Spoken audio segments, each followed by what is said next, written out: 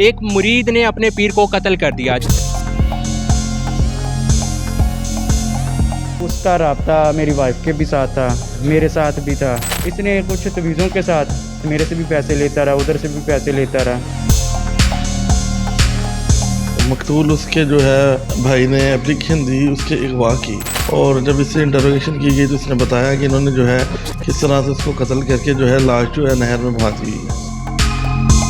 तुम्हें कब पता चला कि इसका तुम्हारी बीवी के साथ नाजायज़ ताल्लुकात है? मुझे भी कहता था कि तुम डिवोर्स दो, और उनसे भी कहता था कि डिवोर्स दो। कत्ल का मंसूबा कैसे बनाया? जी, एक तो इसका भाई था साथ इसके, वो जो है बैरून मुल्क फरार हो चुका है।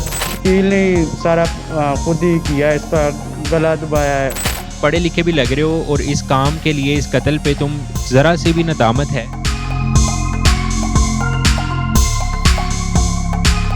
अस्सलाम वालेकुम नाज़रीन, दस्तक टीवी के साथ मैं हूं आपका मेज़बान मुज़म्मिल अशरफ। नाज़रीन, फैसलाबाद में चंद दिन पहले एक नाखुशगवार वाक़या पेश आया। एक मुरीद ने अपने पीर को कत्ल कर दिया, जिसकी वजह यह बताई जाती है कि मुरीद अपने पीर के पास बहुत से तावीज़ लेने जाया करता था, लेकिन जब उन तावीज़ों का असर ना रहा और उसकी अपनी अहलिया के साथ अनबन हो गई और अलहदगी हो गई, तो उसने तैश में आके अपने पीर को उठाकर कत्ल कर दिया। इस केस के हवाले से मज़ीद अब तक क्या प्रोसीडिंग्स हुई हैं, आइए जानते हैं इस वीडियो में।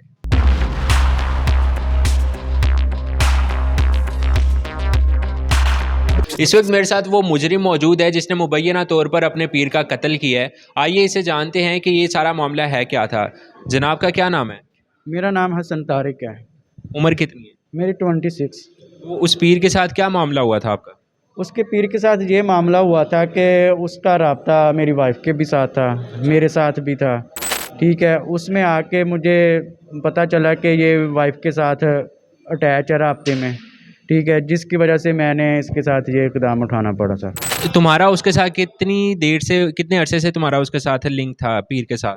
मेरा उसके साथ लिंक जोन सा था कि वो राब्ते में था एक दो दफ़ा, वो तो तकरीबन साल 1.5 साल के अरसे में था। ये जोन सा ये काम उसने किया मेरे साथ, ये तकरीबन 3 से क्या 4 काम माह किया? का। जो ये मेरा घर बर्बाद किया इसने।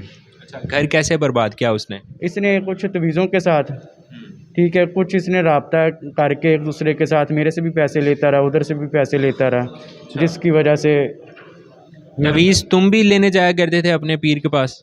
हाँ जी, ये तवीज़ देता था।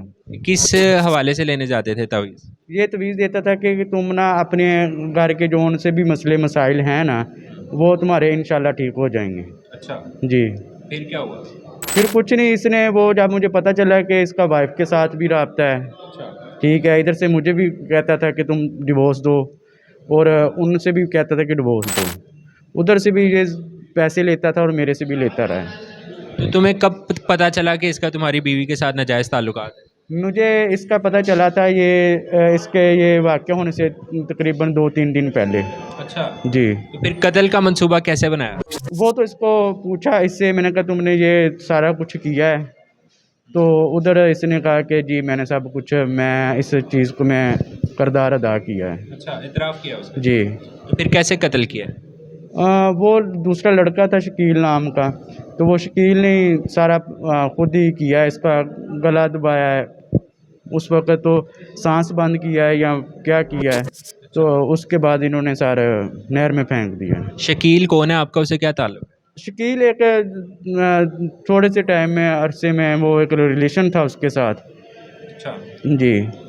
कैसा रिलेशन है, यानी क्या लगता है? रिलेशन ये था कि वो गाड़ी वगैरह लेकर आया था कार वाश पे, तो उधर हेलो हाय हुई उसके साथ, तो मैं भी अक्सर जाता था, तो उधर से इसके साथ रिलेशन बना, फ़ोन नंबर उसने मुझे दे दिया, तो फिर अक्सर इसी तरह मुझे 2 4 5 दफ़ा मिला है। ठीक है, तो उसमें ये बातें हुई हैं। तो शकील अब किधर है?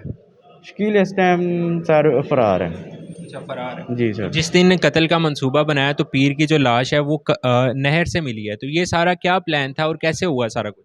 सर ये अपना जिस टाइम ये वो शकील के साथ जा रहे थे, तो उस टाइम रास्ते में तलब कलामी की उसने भी आपस में हुई, तो उसमें फिर सारे उधर ही नहर में फेंक दिया। अच्छा, मार के फेंका है या बाद में वो मरा है नहर? तो सर उस टाइम तो एक बेहोश था उस टाइम।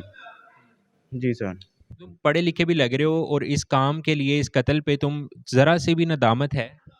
जी सर, मैं शर्मिंदा हूँ बहुत ज़्यादा, और उनसे घर वालों से भी माफ़ी चाहता हूँ।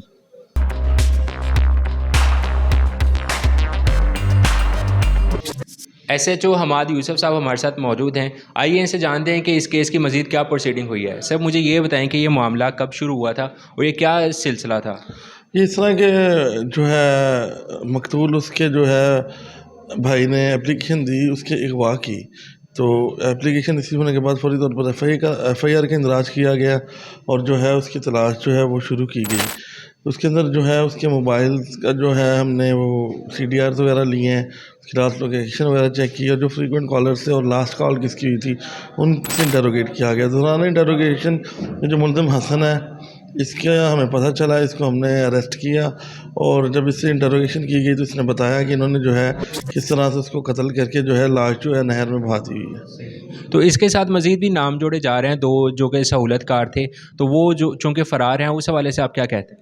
जी, एक तो इसका भाई था साथ इसके हमज़ा नाम का, जो जिसके बारे में ये पता चला रेड भी मुतअद्दिद किए गए हैं, वो जो है बैरून मुल्क फ़रार हो चुका है और अब जो है उसकी गिरफ़्तारी के लिए रेड नोटिस के तहत करेंगे ताकि जल्द अज जो बज़रिए इंटरपोल जो है वो गिरफ़्तार हो सके। तो ये बताएं कि ये जो सारा केस है इसकी मज़ीद क्या प्रोसीडिंग होगी और अभी क्या सिचुएशन है।